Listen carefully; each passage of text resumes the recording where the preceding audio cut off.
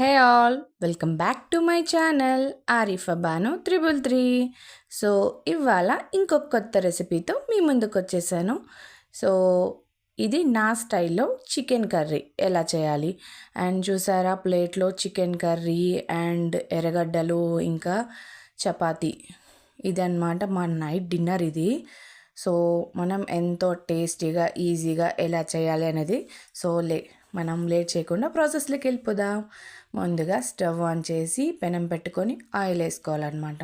So oil వేడెక్కేంత వరకు wait చేయాలి. Once వేడెక్కిన తర్వాత అందులో నేను ఇక్కడ 3 వేసాను అనమాట. పచ్చిమిరపకాయలు కట్ చేసుకొని వేసుకోండి. సో పచ్చిమిరపకాయలు వేసుకోవడం వల్ల టేస్ట్ చాలా బాగుంటుందండి. ఎగుటు అనేది ఉండదన్నమాట కర్రీ. సో అవి వేసిన తర్వాత మళ్ళీ దాంట్లోకి ఎర్రగడ్డలు మనం కట్ చేసి పెట్టుకున్న ఎర్రగడ్డలు వేసుకొని మంచిగా కలుపుకోవాలన్నమాట. సో అవి మంచిగా కలర్ చేంజ్ అయిన తర్వాత కలిపిన తర్వాత అందులోకి టమోటాలు వేయాలి.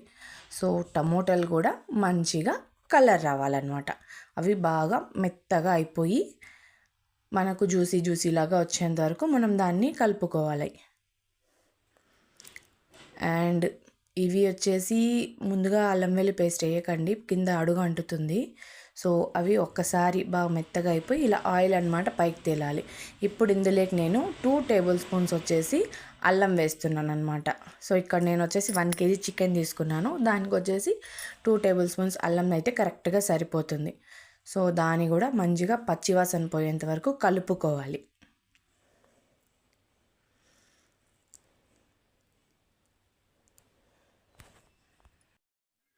అది కూడా మంచిగా మెత్తగా పేస్ట్ లాగా అయిపోవాలన్నమాట.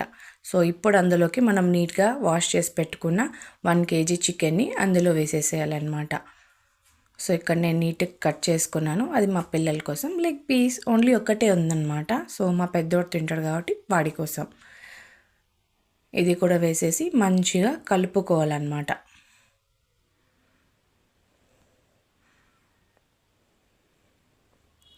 చూడండి, కిందకి మీదకి ఇలా మంచిగా కలుపుకుంటే అది ముక్కల్లోకి మసాలా అనేది కరెక్ట్గా పడుతుంది. అల్లం వెల్లుల్లి పేస్ట్ అనేది కూడా పచ్చివాసన అంతా వెళ్ళిపోయి ఉంటుంది కాబట్టి మంచి ఫ్లేవర్ ఇస్తుంది అన్నమాట దాంట్లోకి. సో ఇలా ఈ ప్రాసెస్లో చేసుకోవడం వల్ల అనేది చాలా ఈజీ, టైం టేకింగ్ అండి. చాలా వరకు అందరూ కుక్కర్లో పెట్టేస్తారనమాట. కుక్కర్లో ఒక రకమైన టేస్ట్ ఉంటుంది అండ్ పెనంలో ఒక రకమైన టేస్ట్ ఉంటుంది.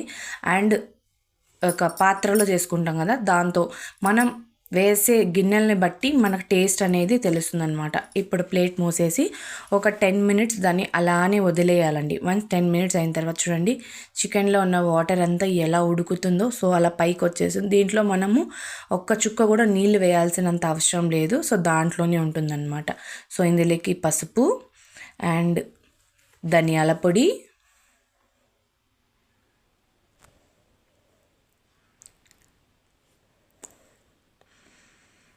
సో మీరు ఎంత స్పైస్ వేసుకుంటారో దాన్ని బట్టినే మనం అందులోకి మసాలాలు వేసుకోవాలన్నమాట. ఎక్కువ తినే వాళ్ళైతే ఎక్కువ వేసుకుంటారు, తక్కువైతే తక్కువ. ఇంకా కారం మేము పిల్లల కోసం కదండి, నేను కొంచెం తక్కువగానే వేస్తాను అనమాట, మ్యాక్సిమం ఎక్కువ వేయను. అండ్ ఇంకా చికెన్ మసాలా